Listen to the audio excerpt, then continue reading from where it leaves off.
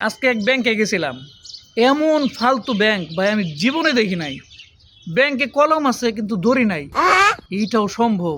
একটা ব্যাংকে কলম থাকবে অথচ দড়ি থাকবে না, মানুষ কলম নিয়ে যাবে না। আবার মনে করেন যে আমি ব্যাংকে গেছি লাঞ্চ টাইমে, একটা এমপ্লয়ি আমার বললো না যে লাঞ্চের পরে আসেন, বা কেউ বললো না আপনি বসেন ওয়েট করেন পরে কাজ করে দিচ্ছি, না, তখনই তার কাজ করে দিতে হবে। এমন ফালতু এমপ্লয়ি দুনিয়াতে আছে বলেন? একবারে বাজে এমপ্লয়ি। আবার মনে করেন যে আমি টাকা উঠাইছি, আমার দিছে ব্যাংক নোট, নতুন নোট, এই দেখেন, এই দেখেন, নতুন নোট দিছে। এটা কোনো কথা? ব্যাংকে কোনোদিন নতুন নোট দেয়? নতুন নোট আমরা বাইরের থেকে ডাবল দামে কিনে নিব, ব্যাংকে কেন দিবে? আজব তো।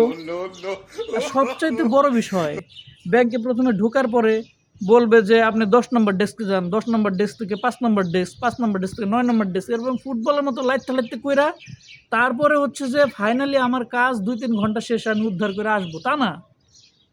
অথচ এটা হয় নাই। আমি যেখানে গেছি বলছে যে আপনি সঠিক জায়গায় আসছেন। এটা কোনো কথা?